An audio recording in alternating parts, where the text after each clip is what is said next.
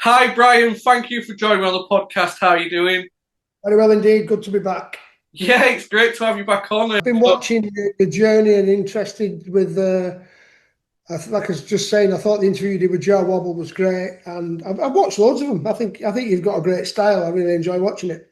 Yeah, thank you. Like I said, being the third ever guest I had on, I really appreciate you giving me that time back then, and I'll always be grateful for that. My pleasure. So, I think it's been a pretty quiet year for you, and it not a lot's happened this year, has it? You know what? We just had a meeting in there, then me and Jill and Lee, who I work with, and because I had no idea the Oasis reunion was going to happen, right? Despite what people might think, there's only Noel told me that only 8 people in the entire world knew, right? Right up to it being launched, and I wasn't one of those 8, obviously. So I had all sorts of plans and all sorts of ideas what we were going to do and new stuff and all my own stuff, and it just all had to go out the window because it's Oasis basically, and it's been full on for 12 months non-stop. It's just calming down a little bit now, and perhaps we will get a chance to do more of our own stuff now. But it's been great. When did you find out that he rang you, did he? No, well, that was in connection with the World Tour program, which I'll get onto in a minute. But I found out same time as everybody else. Well, I tell you what happened was I was in the Microdot shop in Manchester, and Steve, who managed the shop for us at the time, he said to me, "Yeah, Brian, have you heard this? This was on a Saturday before the announcement. He says on Tuesday, Oasis are going to announce the reunion." And I said, "Are they flipping it? If Oasis announce a reunion on Tuesday, I'll run the length of Deansgate naked." Now, for those who don't know, Deansgate's a massive long street in Manchester. Uh, I obviously haven't done it because nobody wants to see me doing that. But I was absolutely gobsmacked. And the first time I realised, wow, this is going to happen, was I think was it a Blossoms gig on the Sunday night when they flashed up that. Yeah, yeah, yeah. I thought, fucking hell, it is actually going to happen, this, isn't it? And so that was it. And it's just been bananas ever since. Yeah, crazy. What's it been like back working with Oasis then? Oh, fantastic. I mean, it's different. It's totally different because there's a lot more people involved now. But I'll tell you how that came about. I was in here, actually. This is the new Microdot HQ in Kendal, where I'm sat in now, which is our new our headquarters where we do all our creative work and fulfill orders and all the rest of it. Anyway, I was in here and it was last Christmas, just before Christmas, and the phone goes and it popped up. So I've obviously got his number in my phone, and it pops up Noel. I'm like, fucking hell, Noel's on the phone. So when Noel rings, everybody's like, oh. So, so I was like, hello. And he's like, hiya, what are you up to? And he totally caught me off guard because I hadn't spoken to him since before the reunion. And he's such a poker player because I'd mentioned, well, he didn't really want to ask him, but I said it came up in conversation, and his reaction, and he knew then as well it was going to happen. His reaction was, "I'm fucking sick of it. I'm sick of going on about it. I want to do my own thing." And that's why I thought it's never going to happen. I've heard it from the horse's mouth himself. He's not going to do it. So anyway, so he rings me up and he says, "What are you up to?" I says, "To be honest, mate, I'm still in shock at the news that the band's back together." And then he says, "Talking of which, can you play the drums?" Right? And I thought about it, and I thought, very funny. And he says, "No, whether you like it or not, you're designing the new World Tour program." And I'm like, wow. And then the first thing I asked him was, "So there's going to be no new music then?" And he said no. Now, bear in mind, this was last December. Who knows what's going on now? Everything's changed, I think.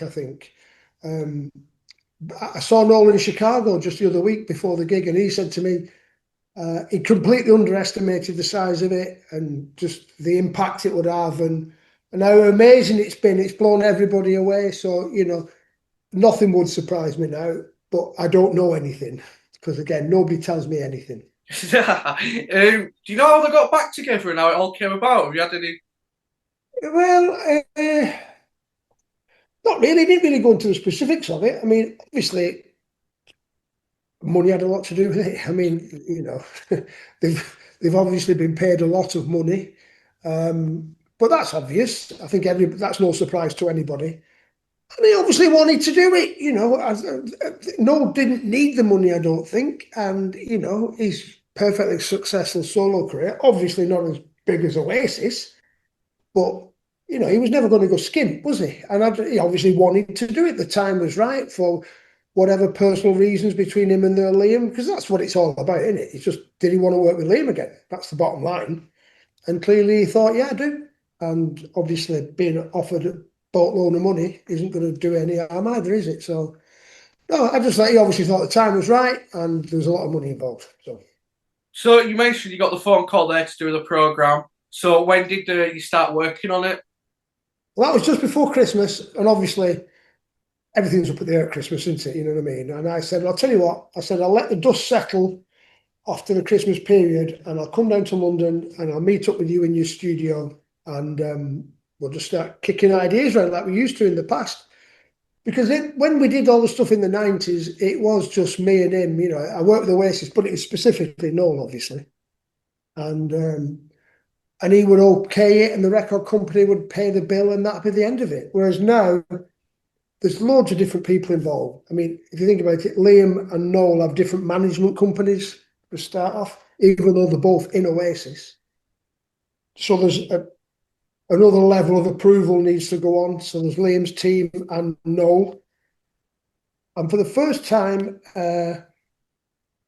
the merchandise and therefore the tour program weren't handled by Oasis themselves. It was outsourced to Warner Music. So there's another body of people to deal with. So that was unusual. I don't necessarily think it helps the process. I mean, multi-layers of, but we got it done and I think it looks amazing and everybody's dead happy with it. But it was just a different way of working, you know. The effort you put into the program, you were going to like different destinations, weren't you, taking photos and. Oh, it was mad because what happened was, well, I've got a program here. So this is it.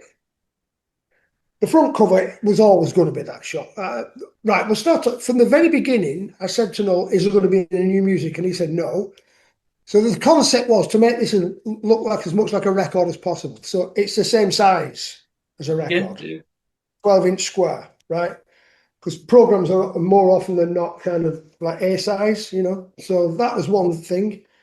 The second thing, the first thing that we decided, well, I'll tell you, I spoke to Warner Music and I said, have you got any examples of other programs that you've done? So, you know, they said, yeah. And they sent us loads through and it was like Ed Sheeran and Coldplay and Sam Fender and loads of all these big artists, you know. And all the programs have one thing in common. It's just a bunch of pictures of the artist or the band that you've pretty much seen before. And we just thought, let's do something different to that. You know, this is Oasis after all. You know, let's do something different. And the one thing that Noel pointed out was normally when a big band goes on tour, what they're promoting is an album. So the tour program will often revolve around that album. Now, there obviously was no album here. So the theme throughout the program is basically Oasis playing live. That's it, right? So you start at the very beginning and you're straight into the band and the equipment shots, which the pictures of the band were all done by Jill Furmanovsky back in the day. Obviously, that's Noel in 95, I think. But the equipment shots I took in Noel's London studio this year. And we did all of them on the same, well, over 2 days. I did Andy Bell's bass and amp the first evening. And then the following day, we did all the rest of it, including Liam's maracas, right? And then when it came, it was right close to deadline. There was a change of heart on that one. He says, no, I don't want the maracas. He wants his microphone and stand. Now, as it goes in there, I think it looks amazing. Yeah. I just looks incredible. It's a great shot of Liam by Jill taken, I think it was in Glasgow, that in 94 or 5 or mid-90s anyway. But this here, I mean, I literally got the phone call from management company saying, we've got to change that picture. I'm like, fair enough, let's get it done then. So the initial idea was to source a mic and the same setup at some firm, because they're all London-based, the management, the record, they're all in London, right? I'm not, I'm in Kendal, which is near enough in Scotland, you know. And we tried to find a hire company up north where we could get that gear from and have it couriered to me. Because it needed doing that day. It was that so close to deadline, but we had to have it done that day. It turns out there was nobody we could get hold of that exact same setup. So in the end, Liam's tour manager had to go around to the rehearsal room, get his mic, his stand, get on a train at Euston, right? Can you imagine getting on the train? It all collapsed down, but it's still it's a weighty thing, that base to it. And he got the train up to Oxenholme, which is the closest station to the Lake District here. I drove to the station, picked him up. We drove in this very room. It was set up here. That picture of that mic stand was took just there. We had a white backdrop here, and we shot it. And I think he's got an house in France, hasn't he? He was in France with Debbie, who obviously worked with his management as well. So we emailed him the pictures in France for approval, and after a bit of tweaking, he approved it. And his tour manager, we clapped it on and running back to the station. It was 20 minutes of a job, and then he got the train back to London. So that's how we did the band's equipment and shots of them. Then we move on to, there's this bit here, which was basically, it was like a sleeve for a record that is fade away. You know, the dreams we have as children fade away. That's the idea. With this kid. And that is actually the actual globe off the front of Definitely Maybe. Jesus. It's the same one. It's the actual same one. I don't mean it looks the same. I mean, it's the same one. We got Phil Smith, the band's roadie, he still had it, and he lent it us. And this is a little lad called Oscar Boland, and I go watching Celtic with his dad. Right? So this is just outside Glasgow in a place called Erskine in this field. And I just thought it was, you know, council estate in the background, football pitch. That's my flight case. We sprayed it up. And it was like a sleeve that's never happened, which then accompanies, you know, the notes for the programme. Then we're on to the gigography. Every gig they've ever played from day one right up until this tour. And I think there's about 400 of them. Now, there's loads of gigographies out there online, and they're all wrong. They've all got something wrong with them. And I'm not saying this is 100% right. There's probably some mistakes in here. But it's the most accurate one to date, because I got this guy called Jonathan Perlin involved. He lives in America, and he's this obsessive fan. And I knew he was the man for the job. And he uncovered gigs that people had missed or got the dates wrong. And that, like I say, I'm sure there are some mistakes in it. The difficult bit is the very early gigs, because I mean, once you pass Nebworth, it's dead easy. There's flyers, there's posters, there's, you know, then you're entering into the digital age anyway, so it's all on record. But these dead early ones, that was the real trick. How can we be sure? It's pre-internet. There was nobody there anyway. You know, Bonehead might have said, no, that was on a Tuesday night in September. Tony McCall said, no, it was in October. You know what I mean? Nobody knows. So that was really tricky. But in the background of that, I don't know if you can see, it's the globe from Definitely Maybe is in the background. Can you see there's a picture in the background there? With all the place names on? You see, so that's the globe again. And then we get to these, which I think is just a genius move. Right up until literally a week before the deadline, what that had been an illustrated visual history. So something from every year, from day one right up to day end. Be it some sort of memorabilia or instruments or whatever it might be. And it looked amazing. But Noel said, do you know what? A lot of this has been seen before. We really have to do something brand new for this. And I thought, fair enough. So that section actually went into, you know, all the gigs had a VIP package with an exhibition before each gig. All that stuff went into that exhibition. So it wasn't wasted, but it took us fucking forever to do, and it never went in there. But anyway. And then there was a week to go, and I had this famous conversation with Noel on the phone where he says, you know, we're going to have to change it. I said, right, okay. What do you want to do then? He said, well, how long have we got? I said, it's got to be delivered on Friday. And then he says, who says? I said, no, Warner Music, who's printed all on that. And he says, leave it with me, leave it with me, I'll sort this out. So he called me back in half an hour. I've got you an extra 10 days. All right. So what's the idea then? The initial idea was to mix in with that illustrated timeline that we'd done, pictures of venues that they played in the past, but from the band's point of view, from the stage looking out, right? And I thought, wow, that sounds great, but it's not going to work. We've only got so many pages to fill, and they're all filled with that history section that we've already done. So we've either got to take it all out and put something new in, Or he says, right, well, I'll leave it to you then. So then the idea came of, we'll just have to do 25 pages of venues. And we had 6 days to do it in. Because whilst I had 10 days to deliver it, we still got to edit all the pictures and lay it all out. And those 6 days, we did 25 venues, starting with the boardwalk in Manchester. That day, we did the boardwalk, the GMEX, main road, or what's left. It's like an housing estate now, but there's the centre circle there. What else did we do? Blackpool Empress Ballroom, Buckley Tivoli in North Wales, and a couple of other, Lomax in Liverpool. That was day one. Day two, we flew to Cork,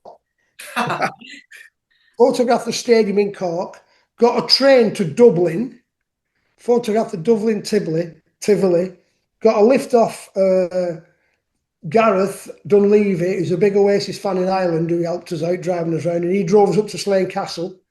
Then from Slane Castle, we drove to Belfast and did the Limelight. Then we flew back home.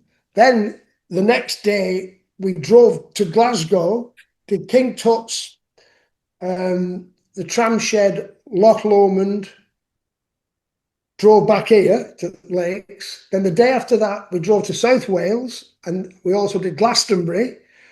Had to buy Ivy's vest because they were building the festival at the time. So we got in through Knowles PA Cat sorted that out because it's like Fort Knox, as you can imagine. Mm. And then that night after that, Glastonbury, we drove to Nebworth, and on it went, and we did them all in 6 days. And it finished with the rehearsal space. So that's where they were rehearsing for the Live 25 tour. And we were the first people allowed in. And it's in like an industrial estate in Wimbledon, in southwest London. And it was like, that was like Fort Knox. The security around it was just unbelievable. Yeah. The press hadn't got onto it at this point. Nobody knew where it was. So yeah, that was the last. So it's all shot in black and white, all dead moody. You know, I mean, I don't know if you can get this. We haven't been able. I asked to kind of get some to sell, and it just fell on deaf ears. I didn't get any. But even venues that like that's TJ's in Newport. I don't know if you can see it there. There's trees growing out of it. It's obviously shut. Buckley Tivoli in North Wales, but you see what I mean about this idea. The water rats in London. Look how small that room is. It's absolutely tiny. That's the first ever London headline show. This was the Hop and Grape in Manchester. The first time I ever saw him play was in that room in 1993. But I thought a great idea, Knowles, to photograph the venues from what would have been the band's point of view. And it kind of also went hand in hand. I don't know if you've seen those 30th anniversary, definitely maybe in Morning Glory ones that we've done. Yeah. Shots of the studios that the rooms were recorded, the rooms that the record was recorded in a very similar style, black and white, dead moody lit. And the idea is it's like ghosts of the past. Everybody's disappeared now. So that's like a carry on from there. So yeah, it was one hell of a job, but we got it done, and I think it looks amazing, and everybody loves it. So yeah, I'm made up with it. Yeah, it's a class program. And like say the work ethic you put in going all around the country, Ireland, Scotland, it is crazy. Well, you know us. I always have done. You know, I do a bit of lecturing in colleges and what have you. And I always say to the students, you know, not every job you can do is brilliant, but you've got to be able to put your hand on your heart at the end of any job that you finish. And you said, that was done to the best of my ability, given the budget or time or whatever constraints it might have been. Under the circumstances, when I did that job, I can honestly say it couldn't have been done any better. And if you approach your work like that, you're not far wrong. And I can honestly say that, look at that, that was done to the best of our ability under the circumstances. And I think it looks great. Yeah, definitely. Like you say, them other ones, you could have just done it lazily and just put a few photos of the band in, couldn't you? But it is great, the effort. Yeah, and you can always tell that a lot of those, you can tell they're done by people not even fans of the band. They're just given to some designer who works at the record company. Or, you know what I mean? Yeah. And interestingly, I thought of all the merchandise, I mean, Noel obviously had to approve it all, and so did Liam, but this was the only piece that he got hands-on involved with. The only piece that was really an Oasis job, if you like, you know. So yeah, I'm made up with it, and it's fantastic to be working with them again. And Well, they took everybody by surprise, haven't they? I mean, I saw that first night in Cardiff. I was there, and BBC, I watched you on that. Yeah, yeah. I wasn't even going to go until they said, "Do you want to come down and do this build-up thing?" I said, "Yeah, fair enough." So they got me an hotel in Cardiff for the night, and Noel's PA sorted me a ticket for the gig. So I was on my own. I went to the gig on my own. So I don't drink anymore. So I was sat there, stone cold sober, in the stage, expecting it to go mental when they came on stage, and it kind of didn't. Really. Really? No, I don't think so. And then the band came out, and Noel just looked like he was going to burst into tears. And he said, I've heard him say, his legs turned to jelly, didn't they? Yeah, like And, 2 songs in or something, wasn't it? He said it. Yeah, he's let you. and you could, it was just, the tension was palpable. You could tell they were nervous. So that was a bit of an odd one. Then I saw him again at the first night at Wembley. Now, all that had gone out the window by this point. They'd realised, wow, we're up, because they sound fantastic. I mean, I'm sure there's technological advancements in stadiums, because it's always difficult to get a sound at a stage. It's not designed for that. You know what I mean? It's designed for football matches, Wembley, Yeah. not for, and they sounded incredible. And all the nerves were out the window. Then I saw them again in Chicago, and that was one of the best Oasis gigs I've ever seen. And I've seen it a lot. I've seen them play about 100 times. But in Chicago, they were absolutely on fire, and they sounded fantastic. It was great. A long way away from when you saw him at Whiskey A Go Go then. I mean, that was mental, wasn't it? I mean, I think that was probably I saw him in New York in '97 as well. But yeah, you couldn't have been any further from it. They were just absolutely as tight as cramp. They sounded fantastic. You could tell they were enjoying it. Everything about it was great. It was a top gig. That's the good thing as well, because as a fan, when you see them get back together, you sort of hope they are like talking and getting along again. And it does seem like they are. Oh, definitely, yeah. I mean, and in Chicago, they got us in, they had this family and friends thing. So we were in there in Chicago. I was talking to Bonehead, and Andy Bell was there. And I said, "Where's Liam?" And they all said, "Oh, we never see him. But he just turns up for the gig, does the gig, and goes." But that's great. Yeah. It's obviously working. It's like he just does his bit. They're all getting on like an house on fire. Everybody knows what they've got to do. The gigs are exceptional. Fantastic. Yeah, definitely. Well, so what has been your favourite gig then that you've seen? Was it Chicago so far? Yeah, definitely. Didn't play free. I think that'll be it for this tour. I'm not going to London this weekend. Is it this? Yeah, it's this weekend, isn't it? Yeah, I think so. Yeah. Then who knows what's going to happen after that? Again, I do not know. Right? Honestly, I have no inside information. But I wouldn't be surprised if they do more gigs next year. I would be surprised if they didn't. There's rumours of Nebworth, think there. I don't know. There's been rumours of the reunion for 15 years. I don't know. I noticed this morning though that Iron Maiden are playing this year at Nebworth. So all right. And I think they're only doing one night, so I think it's a bit of a stretch to build all that infrastructure just for one night. I don't know. I mean, I know that in America they shared the stage with, was it System of a Down? They did, because they only did one night in Chicago. I know that they were alternating with System of a Down over there. All right, I'm not sure. It makes more financial sense, doesn't it? If you've gone to all the aggravation of building a stage to use it more than one. But I honestly do not know. So don't go anybody booking hotels. O'Brien Cameron says, no, I don't know. If they did an album, I know, like you said, no, but if they did, would you have an idea if he asked you to do it, what it would be? No, I never worked like that. I've got to hear the music first. I couldn't possibly preempt what it would be. No. I know it'd be good. Because I still think I don't know. It's funny being a creative. It comes and goes. You can't just turn it on and off. It's not like, I don't know. I don't want to mention any particular job for fear of offending anybody, but you know what I mean. It's not like you go to work, you do it, and you go. It's a different process. So I still think I've got my best work in me. And there was a time when I didn't. Throughout the noughties, I kind of went off the radar a bit. I didn't do anything creative for about 7 years. And that's because I just run out of ideas. It just wasn't happening for me, and it came back, and I'm better than ever, I think, now. And I still think I've got my best work in me. So well, there's lots of ifs going on here, isn't there? If Oasis do another album, And if they asked me to do it, because that's not by any means certain. I mean, I'd obviously love to. But if they do a new album and if they ask me to do it, I guarantee it'll be fantastic, the sleeve. But I don't know what it's going to be. Yeah, it would be brilliant even to see the artwork and you working together on albums. It'd be great. But you've seen the video going around, haven't you? A bit ago that went around of you before a gig, and he called you the sixth member of Oasis. To see that, yeah. When was that? Was that? That was at the Buckley Tivoli in North Wales, and it was the first gig that Oasis played after Definitely Maybe came out. So it would have been the very end of August, or it could even be the very beginning of September 1994. It's funny, isn't it? There's like Diggsy and the real people, and Yeah, it was.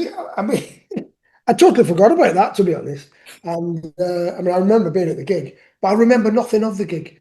But yeah, Noel Gallagher, it's official now, isn't it? He's on record and he refers to me as the sixth member of Oasis. Wow.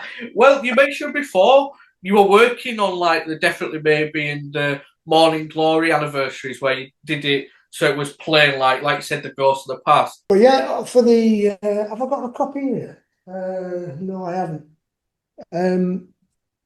The Definitely Maybe, we went to Mono Valley in South Wales and Sawmills in Cornwall, where the album was recorded. And he came with us, Noel, that is. You know, and he didn't have to, you know, he likes getting involved with bits that he considers important. And he obviously thinks that the sleeve artwork is important. And, you know, it's a very important record for him, obviously. So, but I thought what was funny, because the first one we did it in one weekend, because obviously we live up in Cumbria, and to drive to South Wales and back and drive to Cornwall and back didn't make any sense. So I said, what can we do it so we can drive to South Wales and just keep on going and go to Cornwall and then go home after that? And again, Noel's PA gets involved. Kat, she's great. She's been there since day one, and she's super organised, and she pulled it all together for us. And yeah, he turns up. So he meets us in South Wales. But this was funny, I thought. And he didn't, he's got to drive because he can't drive, but he's got a Range Rover and he has a driver driving round in it. But he gets the train from London to Newport in South Wales, and as his driver drive the car and pick him up in South Wales. So really? he's not, yeah. So he's not sat in traffic and what have you. He get on the sits in first class on the train, gets off, and then gets in his car. And then, but yeah, no, it was. Can you imagine? I'm stood in the room at Mono Valley with Lee, who's my assistant, who's a massive Oasis fan anyway, it's Lee. And he's like, and Noel Gallagher walks in. He's like, fucking hell, you know. And he's just he's talking about the recording process, and you know, because I don't think he'd been back to Mono Valley since we'd done it, or had he? I'm not sure. But you know, it was quite a moment, really. Stood in that room, and then again with Sawmills, because Sawmills in Cornwall, it's a bizarre studio. You can't get to it by road. You can only get to it via a boat, and then only when the tide's in, right? And it was built by hippies in the 60s, and it was kind of known as Cannabis Creek back then, you know. And nothing's changed because they can't get anything in and out. It's the same mixing desk and all the rest, and it's a tiny, just a narrow little room. With, oh, here we go. Can I see? Yeah. This is actually that room. We're going to be doing a limited edition of 100 of these. I think it looks beautiful framed up like that. But that's it. That's the room, you know. Tony's drums were up here. Liam was in a vocal booth behind me. But they were just stood there. Definitely Maybe, barring Slide Away, was recorded in that room. And through that door there, that's where the mixing desk is. But nothing has changed there since they did it. It's exactly the same. So that's quite incredible, I think, that. Yeah, it's crazy. Like, I've got some of your work here. Obviously, your work is as iconic as the songs. That's the Supersonic single there. It's the same kind of thing in it, of an empty one inside. Like, yeah. And well, I have got proof of it. One sec. Here we go. I'm back now. So this was a proof of the Definitely Maybe. So that's the Mono Valley there, with literally nothing in the room at all. I think that looks incredible. So we're going to be doing a limited edition print of both of those. But this is interesting as well. Yeah, this is the new 30th anniversary Morning Glory, Yeah, which I shot last year at the same time of day, on the same day that we shot the original, but really. with nobody in it actually. But I thought it makes me laugh. There's a kind of stellar there. It's almost like Owen Morris left it from the first time. That looks. Do you know what? It kind of. I'm trying to get it as. I was setting the tripod up. I couldn't work out why I couldn't quite match it, but because the land round there is so valuable. If these bits here, right, they're built up. The story's been added to the building. Ah, In 1996, the buildings weren't that high, and I couldn't fathom it out why. well, And yeah, I've got the original here. Can you see it? look at the right hand side. There's more. Look at that there. That's much Yeah, higher than that. yeah, you can tell. Yeah, yeah. And the pavements have got wider, and that lamppost there, the first one, they've moved that. So, but so that's how it looks today. You know, like with Morning Glory, Yeah. um, like what was the inspiration to do it down that street? Like what? And two people. Well, obviously, that's you. Who was the other guy walking I past? call Sean Rowley, who's a friend of Paul Weller's, who was like a DJ at the time. Um, what was the idea behind it? Why that street? Well, it wasn't particularly that street as such. It was just I just love that linear perspective where all the lines are just go. It's just bing. We did do test shots in a couple of other streets in London. I think Charlotte Road in Shoreditch we looked at, and there's a couple of others, but I just thought that looked great. And the mad thing is, I've never seen ever, even to well, less so now, Berwick Street where that is shot with no cars in it. We turned up and I couldn't believe it. It was just completely empty. We never closed it off. There's cars coming and going up, but there's nothing parked in the street, and I couldn't believe it. So that was good. Um, what's it all about? Well, it was based on a quote of Knowles at the time, which was pretty much there are no answers, only more questions. And the idea was it's just like this mysterious image. Who are these two people? What's it one saying to the other? Why is there only one on the back?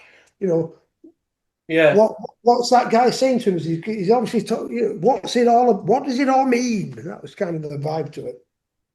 yeah. Is it like your work's iconic? When, like you say, there's cars there and people like there's people taking photos all the time, aren't there? Yeah. It's like Abbey Road, really. Hmm. But what time was that then? Is that like early morning? That It's so early, right? The lights in that street are on a timer, right? So that was done on sometime in July. Um, and it was about 5 o'clock in the morning. It's actually still quite dark, yeah. but it doesn't look dark on there because it's a timed exposure. That's why the two figures are blurred, because the shutters open that long to let the light in, that there's movement in the figures. Do you see what I mean? Was it not meant to be blurred? Did you not want it to be blurred at the time? Um, it, I hadn't know. We hadn't thought that's a byproduct of the fact that we shot it in near enough darkness, and because we were there about an hour or so doing it, because we shot on film, and you've no idea what you've got until the following day. Back in them days, it's not like now. You take a picture, you can see where it is, and as the shots progressed throughout the set, it was getting lighter, the less and less blurred because you could shoot faster. It does add with the blurriness though, doesn't it? It does add to it, like you I said. think so. I think so. I think it looks better with a wee bit of blur in it. Yeah. Well, we spoke of your work ethic before on the program, but is it true you sat in every spot and drew it down so you knew Yeah, where? pretty much. What we didn't want to do was, I mean, all of my work, there's always a massive amount of research and preparation goes into it, because you just don't have the chance to shoot these things twice. You've got to get it right first time. And, because, I mean, not so much at that point, they weren't that busy then, but can you imagine by the time we got to Be Here Now, you were literally allowed like one half of one day to do something. And if you didn't get it right, it would be 3 months before the next date was available because they were off on tour or they were away recording or they were shooting a video or something going on. So you want to make sure that everything, you knew exactly, like the SAS going into it, you knew exactly what you were doing. So same with that, we planned it, although it looks dead fly on the wall, everybody's positioned meticulously in that room. Well, Liam laid on the floor does add to it. Does look like obviously it bit like helps the album cover, but it's in Bonehead's living room, and it's so was it awkward in such a small space? No, it's quite a large room, and the reason why Liam's lying on the floor is because if he didn't, all you just kept looking was just floorboards. We just had to cover them floorboards up somehow. I'll tell you what we almost did. If you turn it upside down, right, we almost printed it that way up. So but the logo was up in the top. See that logo there? Yeah. That would have been next to his head up there, right? But so we almost printed the sleeve that way up with the text the right way up, if you see what I mean. Yeah. Because I just thought he's just hovering down. It just amazing. But we didn't in the end, obviously. Well, there's a lot like when I spoke to you before. You said it was these like paintings that inspired you. What it like that had little meanings in it. Sure, the exact painting actually. I've got it here.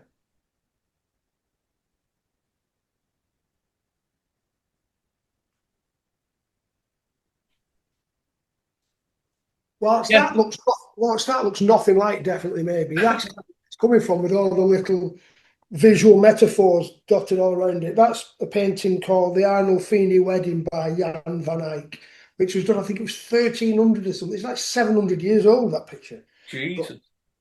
So yeah, that's where my inspiration came from. Is it true that was supposed to be red stripe there or something? Cards of red stripe. No, what it was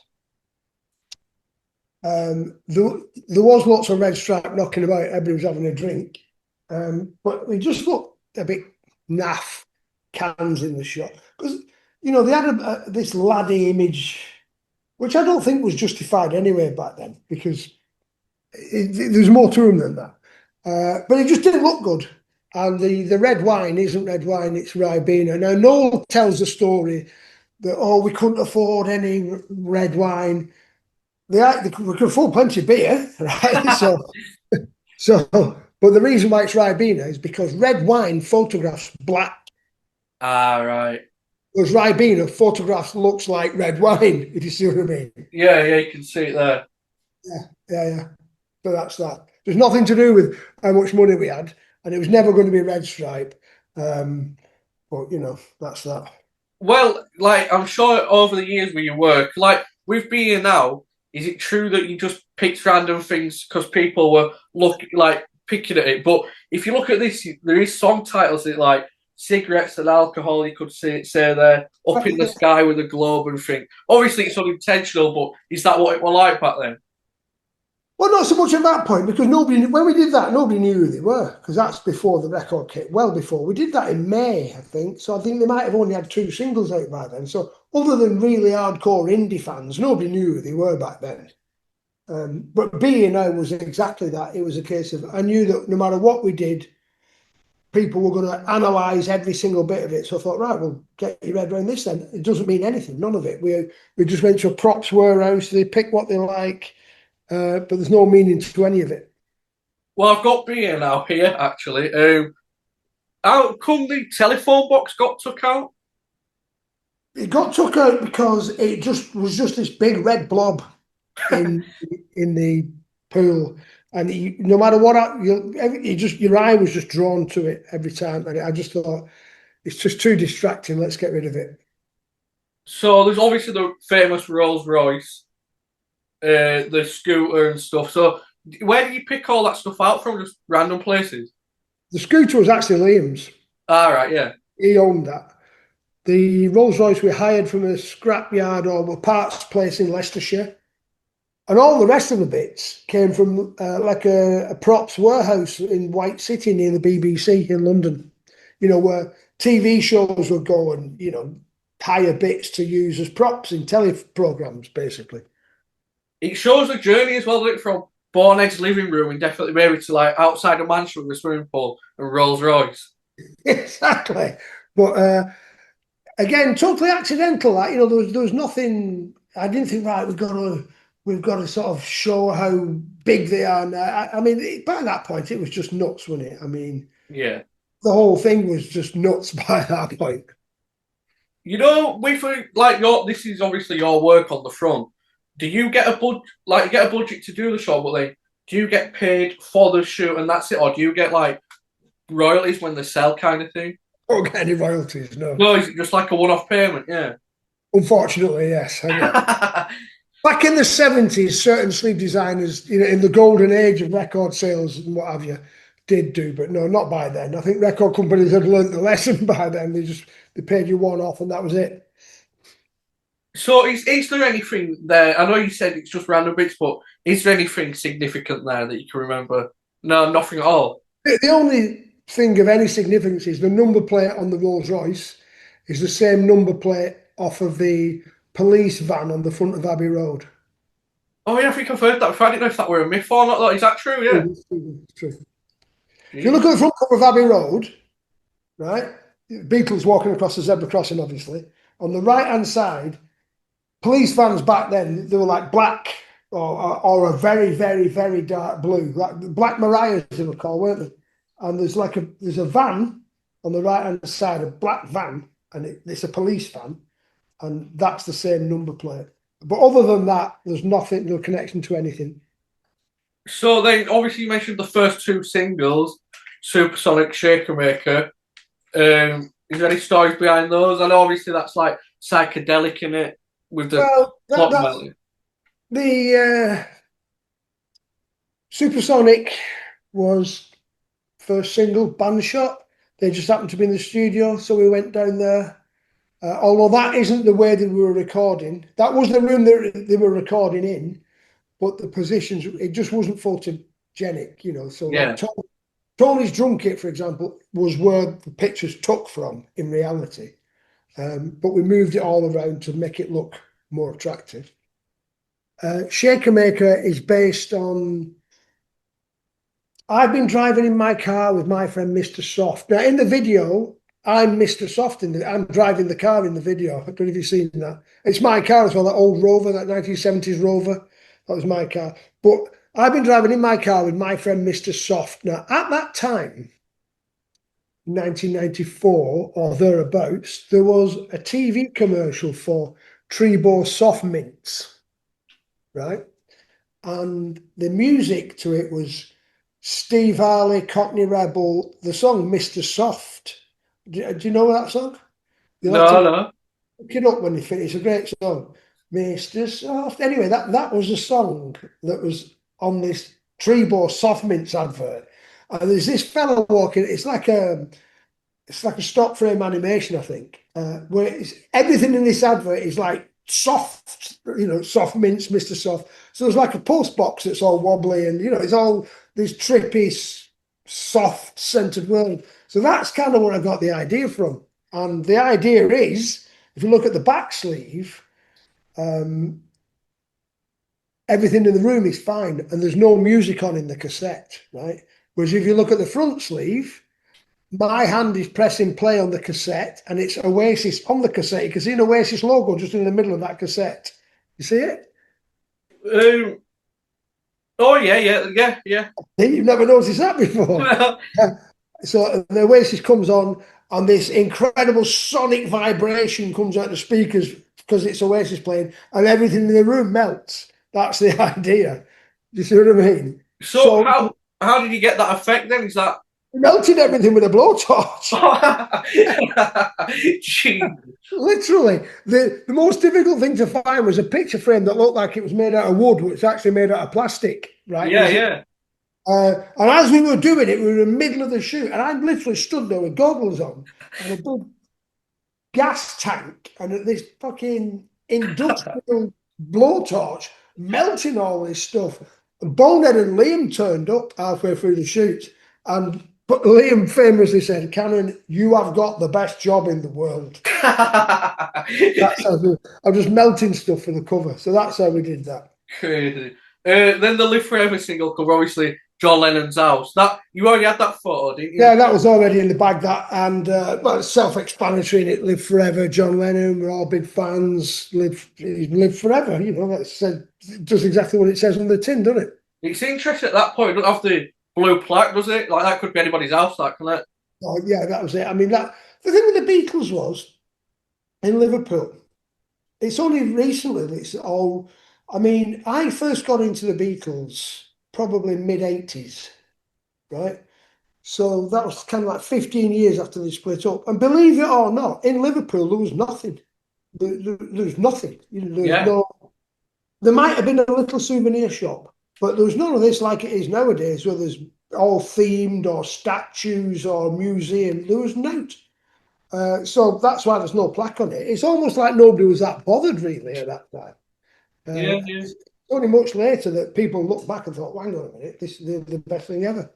It's weird that, isn't it? How it, like say it's more recent. Yeah, yeah. Honestly, there was nothing in Liverpool right up to the. And that, if you think about it, 15 years after they split up is the same as when Oasis split up to now. And that's why I think, I mean, people don't get me wrong. I'm a massive, massive Beatles fan, and I'm in no way comparing Oasis to the Beatles because obviously the Beatles are the greatest thing of all time. But I genuinely believe, in comparative terms, this Oasis tour, Oasis are bigger than the Beatles in terms of just the scale and the size of it all. There's never been anything like it, has there? Ever?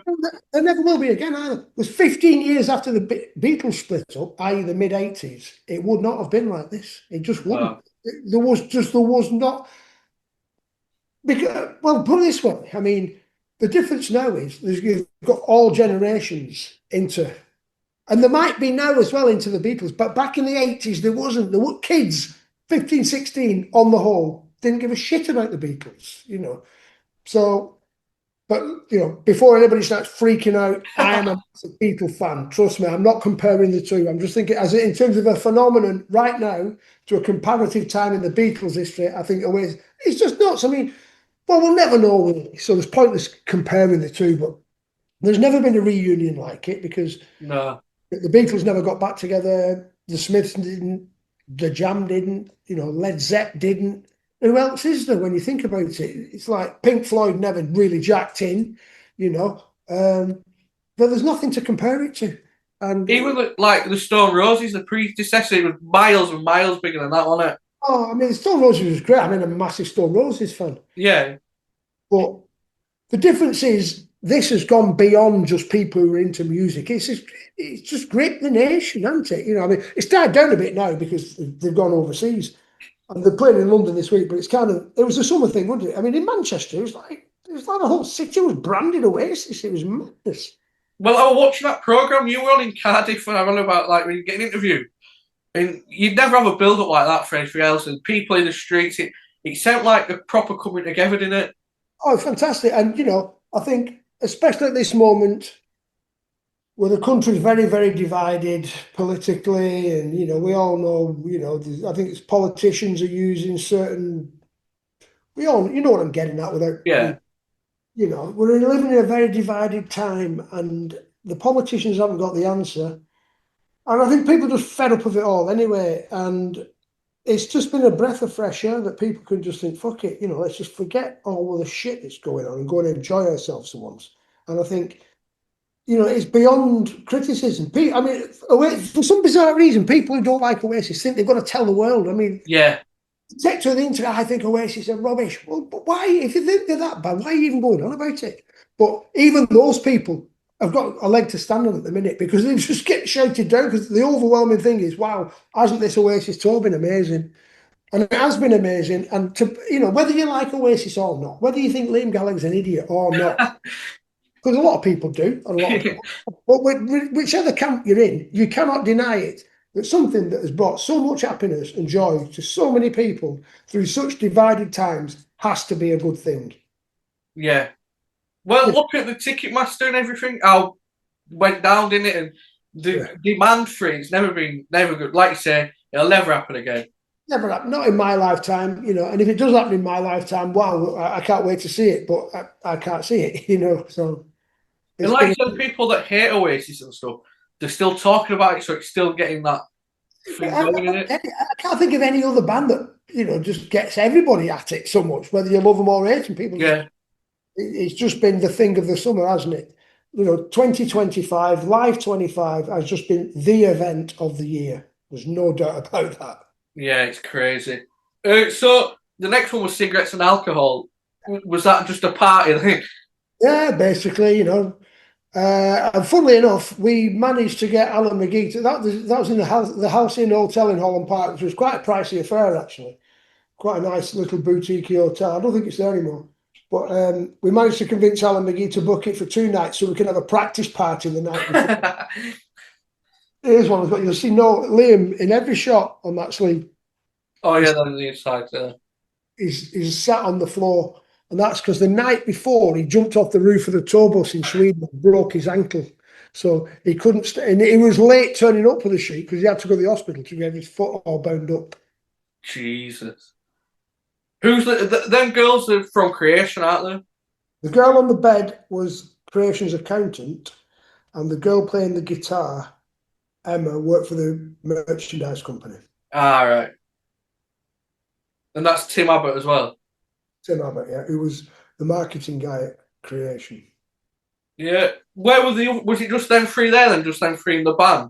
Yeah, I don't know where the other two were actually. I don't know if there was. I think it was. I can't remember. But no, they weren't there, and they never will be now, will they? So I don't know why. Well, it's ironic, really, that they're the three that are in the reunion as well, isn't it? Yeah, exactly. Yeah. And then that's like one of the perfect covers, isn't it, for the song?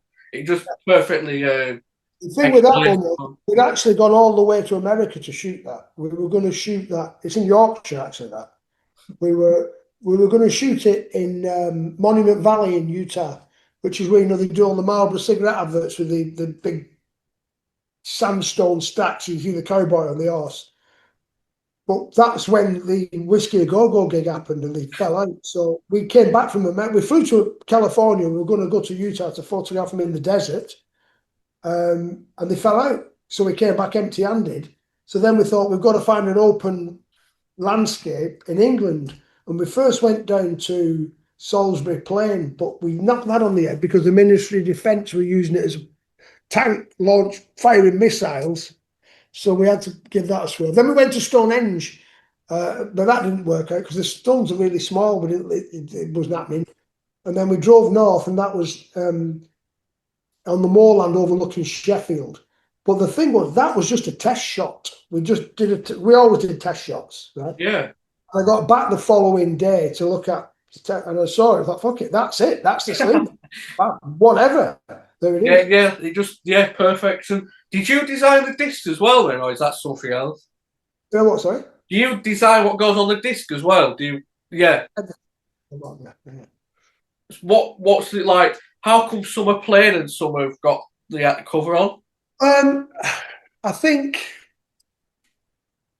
I don't know. I think it's a more expensive process to do that, and I think in the early ones, the budget wasn't there because they weren't that big, And yeah, I mean that was still 94. It was the same year.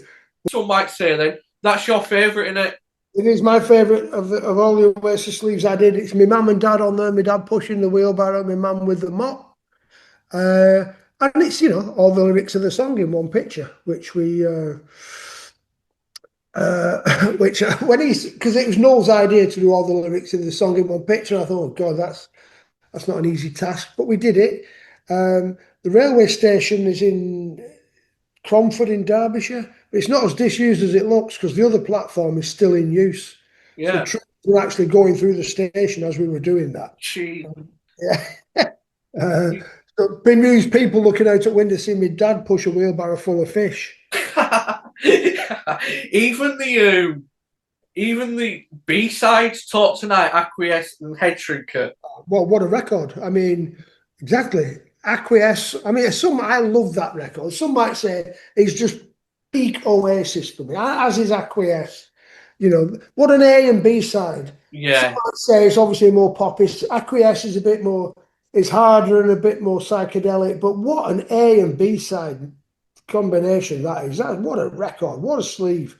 You know, Brilliant. back to first #1 as well. You know, it was what a time. That was just fantastic back then. That. Can you remember it going to #1?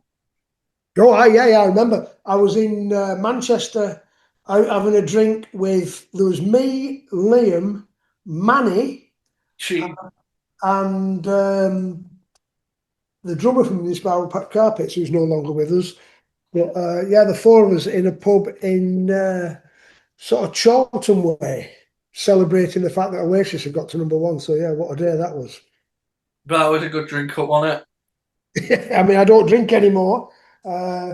That's just something I did in the past. But yeah, of course it was. It was a fantastic time. It was. Yeah. Yeah, like you say, how many people said I've got a #1 record? No, I mean, the #1 single and your covers on it, like, yeah. It was a. I always think that the best time in any band's history is just that bit before it goes mental. Yeah. You're still kind of in the back of the transit van, but you're selling out gigs and it's just going off. That's always the best bit, I think. Was that a good time then, just after definitely maybe when that video was took?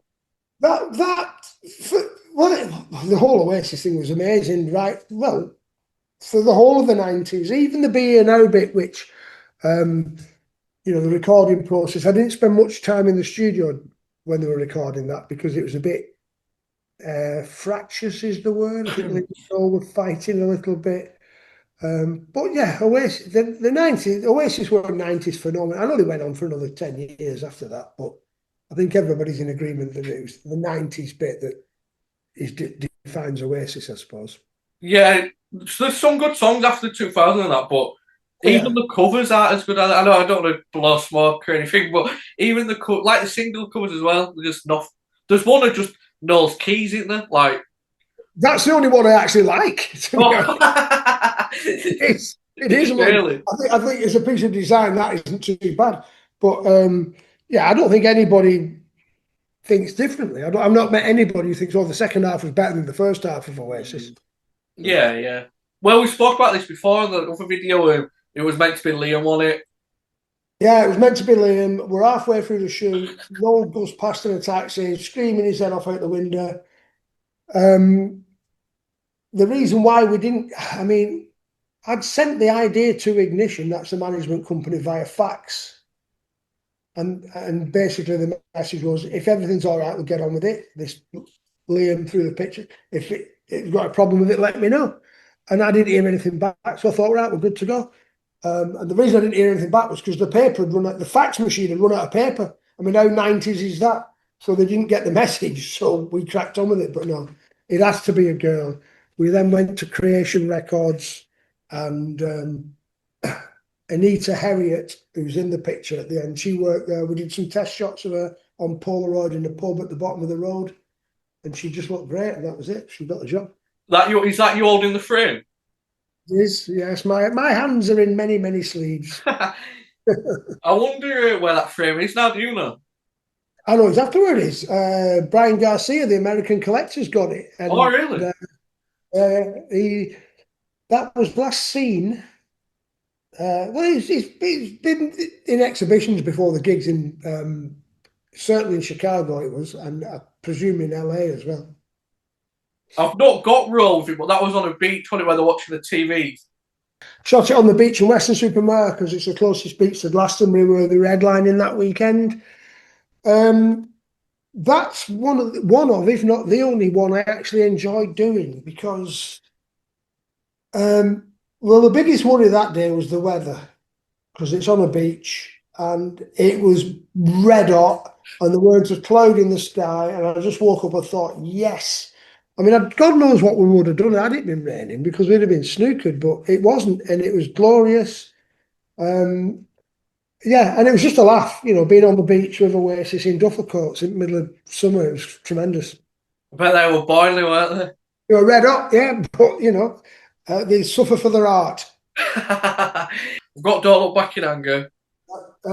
Based on a story from the Beatles where Ringo, when he left the Beatles temporarily towards the end, when they coaxed him back, and when he came back to the studio, George Harrison had smothered his drum kit in flowers. So that's where that came from. There's carnations that we had imported from Holland, and the blue ones we had dyed by a work experience student who was dipping them in blue ink. Meg Matthews organised that actually, the getting the flowers in for us. She was good at organising stuff. But yeah, again, that was pretty straightforward. That I mean, it was a still life in an enclosed area. There's nothing much can go wrong. The flowers turned up, the band's roadies brought all their gear. We set it up and photographed it. That was pretty straightforward. With the single covers and album covers, can you remember moments of where you got inspired to do it like that? So if you listen to the music, an image comes in your head, kind of thing, or Yeah,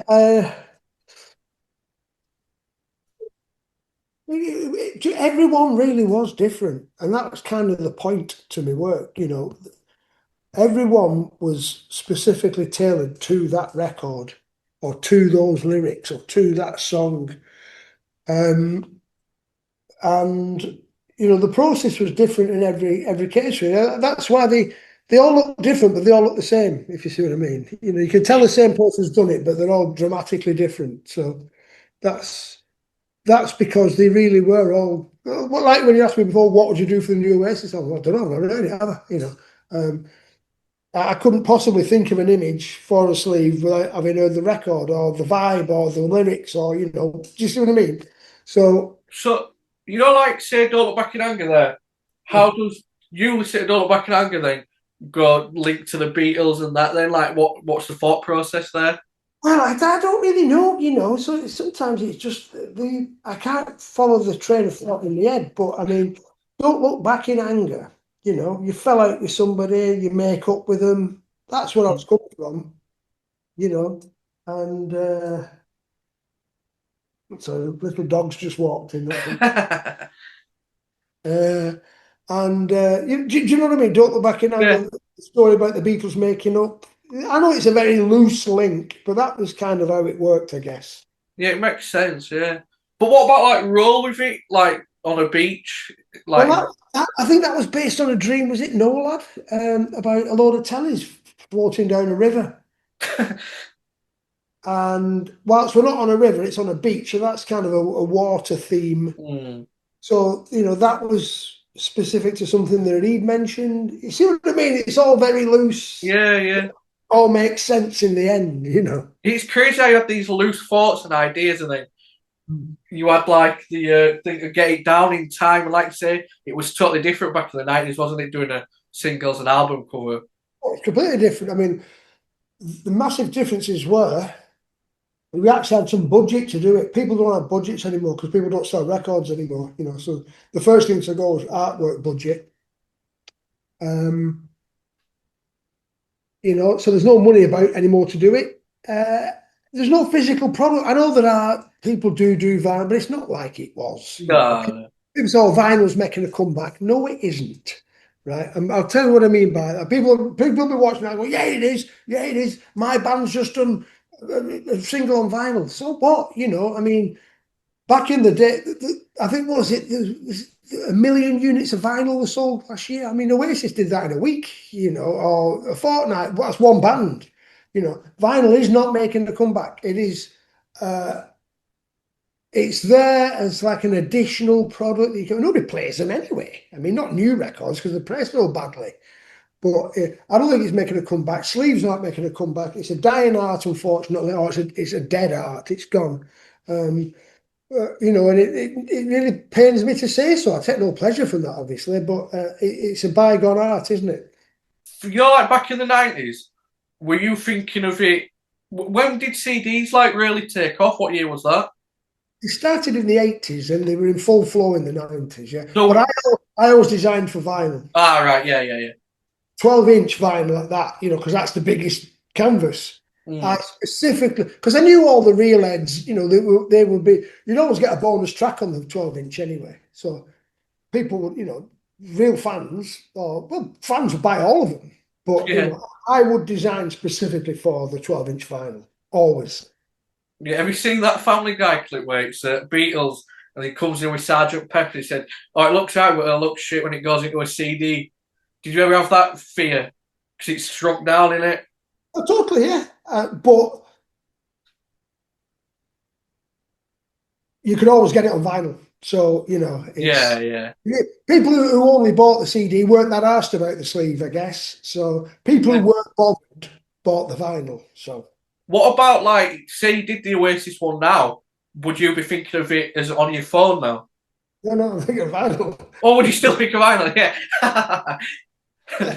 I would, because again, they do a vinyl version, and all the real collectors would get the vinyl. So Yeah, yeah. yeah, it's all about vinyl. It always has been, but it's not making a comeback. Right, I'll qualify that because I know some people are going to go nuts when they hear me say that. What I mean is, it's not making a comeback to such a level whereby it's going to affect anything within the game, within the Mm. industry. People aren't going to all of a sudden start spending fortunes on record sleeves because they're selling that much vinyl. It's never going to happen. Um, you know, a band might do massive bands might press up a bit, you know, but 500 here or 1,000, it doesn't make any impact whatsoever in the greater scheme of things in terms of budgets. That's what I'm getting at. You're never going to see the golden age of record sleeve design again, unfortunately. Like say, as like from late 90's to just a few years ago, really, it has come back in a thing, but like say, it's not at that level where It doesn't make an impact on the yeah, budget or the finances of the industry is what it and not that I'm bothered about the finances of the industry. I never was. I'm coming at it from an art point of view, not an accountant's point of view. But the fact of the matter is accountants control the industry effectively. And when I say it's not making a comeback, it's not going to be sufficient enough sales to affect how people package records. You're not going to see an uptick in budgets to yeah. create. Well, this should have been the third album, really. People would think with the Yeah. B sides on it. It's crazy, ain't it, just an album of B sides that good. And the cover's iconic. What can you tell us about the cover? Is any little secret, little hidden gems? Well, I mean, the whole point to it is it's a classroom in reverse whereby you've got a kid teaching adults as opposed to adults teaching a kid, an adult teaching kids. And the idea is it's a young Noel Gallagher at the front of the classroom teaching all his elders about music. That's the basic concept. My mum and dad are on the front again. My dad's got his hand up with a cig behind his ear there. Can you Yeah, see there, that to yeah. the left? Yeah, that's yeah. My mum's at the very front on the left hand side. Look, turning Oh, around. turning round. But yeah, that's my mum. On the desk that's open there, with a picture of definitely maybe on it. Yeah. That was originally that's photoshopped in that. Originally on that desk was a picture of John Lennon and a picture of the two robots from Star Wars. Really? But we had to, yeah, but we had to take them off because of copyright issues and that. So those two images are photoshopped in. Where is On that then? Where's the? the room is big. It's not really a classroom. That it's a warehouse, All right. and in southeast London, near where the Millennium Dome is. It's near the Greenwich Way on, Oh yeah. and that see the wall on the right hand side of the room. That was Yeah. it's just a massive empty room. That really. That was built by a set. The wall on the right hand side is a false wall that we had put in to make it look like a classroom. All right. Yeah, it's a great cover. Yeah. What do you think of being now? Do you like being now? But the record, Yeah, the the actual, song. yeah, I love it. Yeah, yeah, totally. I love it. I mean, I know where Noel's coming from in terms of, he doesn't like the production of it or it's all, but the songs are amazing. I like it as an album. I'd say obviously it's B sides, but I'd say this is a better album. But I like being out too. That's MTV rehearsals, isn't it? Were you there for that then? That was what, sorry? Is that the MTV rehearsals when unplugged when he didn't go? Or is No, it no, not? that's the rehearsal. That's the rehearsals for. I've absolutely no idea why that picture's on the back of that sleeve. It's a still taken from a video as well. That's why it's fuzzy, so isn't it? grainy. Yeah. Yeah. It's still taken from a really old school digital camera, and I have not got a fucking clue why I use that on the back of that helmet. Because the rest of it is all sort of like the inside. It's like school reports and all. It's all school based. Yeah, it's from that session there. Yeah, Yeah, yeah. yeah. And that was the rehearsals for Nebworth. Oh, is it never before, right? Yeah, it's Yeah. in London. It's a place in southeast London near Tower Bridge, I think. Something like that. Yeah. What? I'm sure you've probably mentioned it a lot before, but what's the story behind the logo change with the field top? Right. Well, the idea is um, back on the school theme. You know, when you're at school, or most schools, you have a school blazer, and on the breast pocket, you've got a crest, a school crest. Yeah. Well, that's it. That logo is meant to be the school crest. Ah, right. Is that all it was? Just that then? Yeah, that's it. Did it stick or was it just for that? No, it's just for that record. What is your favourite album cover? Not. My favourite album. Well, record cover, not necessarily album cover. Umaguma by Pink Floyd is up there for me. When I was talking about this, Can't Stand Losing You by The Police, but that's a single. Where it's a fella killing himself stood on a block of ice with an electric fire in front of it. That's an amazing sleeve. The Police, Can't Stand Losing You. Should check that out. Oh, there's loads. I mean, Never Mind the Bollocks is always one of them. If it's not a photographic one, but just the typograph. Just simple in it and just stands out, doesn't it? There's loads of them, but not many recently, unfortunately. I'm not suggesting that there haven't been any good ones done recently. I just haven't seen any. Of the ones that I have seen recently, I suppose the Car, Arctic Monkeys. I think that's pretty cool. Oh, yeah, that was a good one. Yeah, yeah. Album's not that good, but I like the cover. Yeah. Yeah. I'm not really listening to the records, but yeah, the Car. I think that's class. There's no doubt about it. The golden era of sleeve design was the 1970s. Yeah. And there's loads. 10cc, How Dare You? That's a fantastic sleeve. There's loads. What do you think of ones like Joy Division's Unknown Pleasures? Again, classic. But do you know what? Funnily enough, as far as I'm aware, Peter Saville, who did that sleeve, he did that without having heard the record, which quite remarkable. And I think it was Stephen Morris, the drummer. I think it was his idea. I could be wrong on this one. I will stand corrected, but it works, doesn't it? I mean, it's perfect for it. And the original copy of the album come with like a textured sleeve as well, so it's not just like the wavy bits, but the sleeves textured. Yeah, yeah. Well, this has got a retro feel. This Stand By Me one. It was in the Some Might Say sleeve, but I don't know where the cover is for it. But that's the one. Is that your auntie and uncle or something like that? It's my ex-girlfriend's grandparents. Ah, right, yeah. And it was taken by my ex-girlfriend's dad in the 70s. And Stand By Me, it's a love song, isn't it? You know, that I think there's a couple there who are looking at each other like they're in love. If you didn't know Oasis, obviously they were big at that point, weren't they? But if you didn't know Oasis, well, you'd think it was like a 60s, 70s sort of cover, wouldn't you?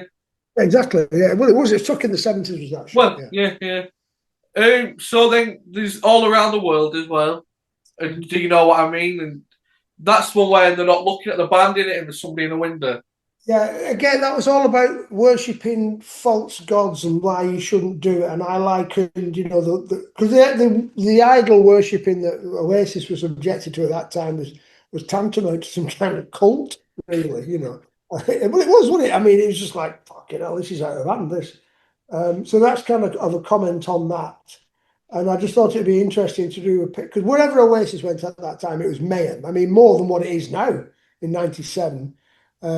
And I just thought it'd be interesting to do a picture of the band in a crowd, but nobody's looking at them. And that's what that's about. And then All Around the World, you got a football game down in Bournemouth somewhere. Yeah. Well, All Around the World, again, there's another Beatle reference because it was a picture that Paul McCartney took out of a hotel window in Miami Beach, Florida. I think it was 1964, 65 perhaps. And it's shot down, and it's basically Beatles fans had written messages in the sand to the Beatles who were staying in this hotel. So that's kind of where that idea came from. And we shot it in Bournemouth because we obviously needed a beach, and Bournemouth, because Wigan Athletic, who were my team, happened to be playing in Bournemouth at that time, because we knew months in advance when these things needed doing. So that was that. And there's no cliffs in Bournemouth, and we didn't have drone technology then, and we couldn't afford an helicopter. So that's shot from the top of the Dorset Fire Brigade's extendable ladder. we got that for the day and just shot down from it. Yeah. Jesus, that's crazy. So you mentioned you've been to a few shows. You're not sure if you're going to go anymore, but what is it all looking like for your life now? You mentioned before the reunion you had some things lined up. You're going to get. I've not had a chance to do them because of this bloody Oasis thing. But no, what we're going to do is I'm more into photography than anything these days. So I've got a couple of projects on them. Three main. Well, one of them is still the ongoing Northern Soul project that I've been doing since 2012. Hopefully, we'll be doing something with that. And well, Jill Furmanovsky has a thing called Rock Archive. I don't know if you've seen that. Yeah, yeah.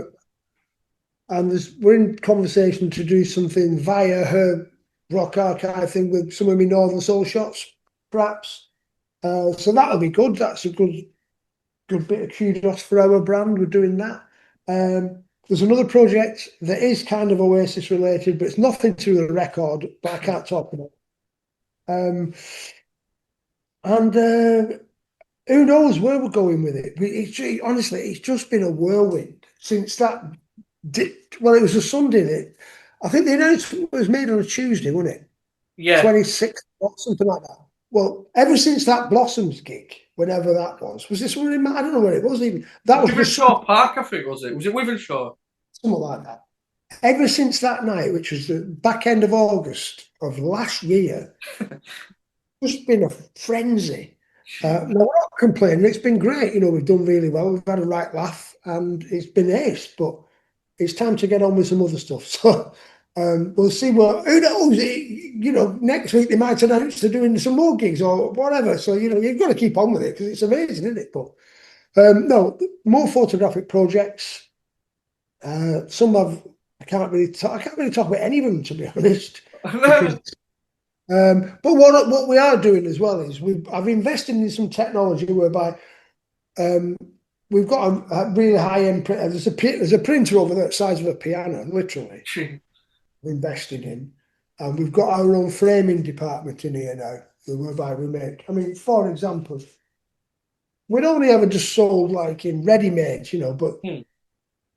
That was framed here. We made that ourselves. So we're just looking to offer a more high-end product. Yeah. More limited edition stuff, bespoke stuff. I've got a new website I'm going to launch. Microdotboutique.com is obviously just the mainstay, but we've got Microdot Bespoke as well, which hasn't launched yet. But that'll be the more our own stuff and more limited editions, handmade stuff. Who knows? I want to keep it as open as possible, really. So it's not just about photography and design, clothing, ceramic design. Who knows? Just interesting stuff, whatever we fancy. The good thing about having this of working with Oasis is it's freed us up. We can do things that we're not necessarily dependent on making a fortune out of because we can get by all our other bits and bobs, so it does afford us a level of creativity whereby we wouldn't have otherwise had. Yeah. So, so there's all sorts going on, very little I can tell you about, but it's all good fun and we're having a great time and everything's great. Yeah, you'll have to send me the links to everything. I'll leave it in the description of that. I definitely will do. You'll be the first person to know, I promise you. But like I say, it's a funny position to be in, whereby you've had to put everything on hold, but what you're doing is still enjoyable. It's not like, oh God, oh shit, Oasis have got back together. You know what I mean? It's like, yes, but I wasn't expecting it. I didn't plan this, but it's been great. But we have got other things to do as well. Yeah, brilliant. Yeah. Well, like I say, send me like you Instagram and websites and everything. I'll put it all in and yeah. Thank you. When was the first time you saw them back together then? Was it in rehearsals? Well, when I went down to rehearsals that day, Liam wasn't there because he hadn't turned up yet. He only turned up right at the end of it. I don't mean he hadn't turned up that day.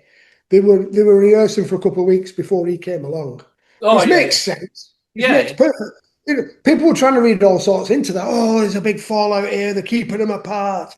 No, of course they're not. It takes a lot longer to sort all the gear out and the fucking. I don't know much. I'm not a music person, but to get all the equipment all tuned in, he's just got to turn up and sing, isn't he? So they spent a couple of weeks fine tuning it all before Liam showed up. So anyway, when I was in there photographing it, he hadn't got to Liam's bit yet, so he wasn't there.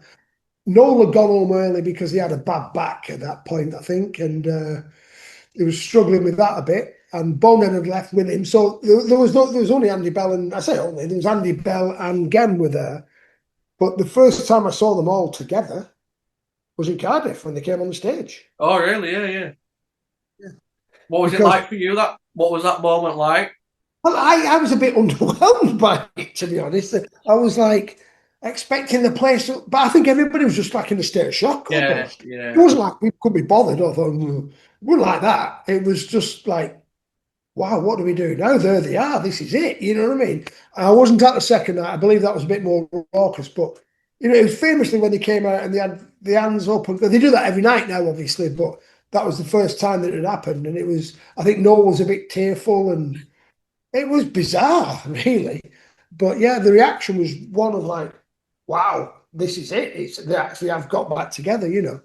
But yeah, it's been fantastic, and it will carry on being fantastic. And I'm sure people are going to Wembley this weekend will have a great time, as will all those people who are going to see him in Japan and South Korea and South America and all the rest of them. It's a great show they put on, and everybody loves it. Well, Noel's always said Argentina's one of the best places. I bet that's going to be unbelievable Oh, down there. that's the one in it. The River Plate Stadium. It'll be absolutely bananas in there. Unfortunately, I can't get to that one. I would love to have seen that. But they're all good, aren't they? I mean, every show that you've seen. I've never known another tour where there's such scrutiny for every gig. Yeah, Normally, like there's a band on tour, you watch them in your city, you might have a chat about that, and that's it, and off they go. But this one, everybody's like, right, what have they got on tonight in Mexico, or how have they got on tonight in Brazil?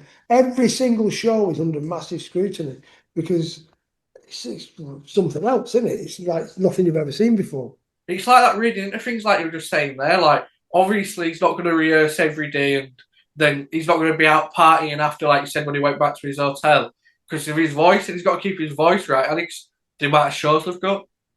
Exactly, and I think they've done it. They've obviously preempted that.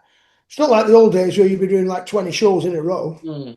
I think there's been was it maximum two, then at least 3 days off.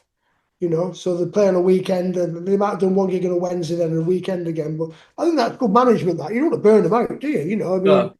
I think one of the most, in fact, not the most remarkable thing of the whole tour has been Liam's voice. It's just like wow. I mean, you can understand it sounding better. They might have better technology for playing in stadiums these days, better speakers, better this, better. But his voice is his voice, isn't it? Yeah, And yeah. better than it's ever since the 90s. I mean, nobody can fathom it. It's incredible. And long may it continue. I think it's a wonderful thing. Yeah, and like I said before, your work is as iconic as the music, so it's great to see you working with them again. And yeah, it's like the 90's again, isn't it? Well, not quite. I mean, I give up drinking. I'm in bed at night for 9:30 with a cup of tea. But apart from, yeah, no, it's been wonderful. And, I'm made up that people like yourself and the whole new generation are interested. And, people have said lovely things. And it's just been an absolute pleasure. Yeah, definitely. Yeah. Well, good luck with everything that you do in the future, and thank you again for your time. It's been brilliant, Brian. Absolute pleasure. And I'll keep you posted what we've got coming up. Yeah, thank you. Yeah, I appreciate that. Yeah, thank you.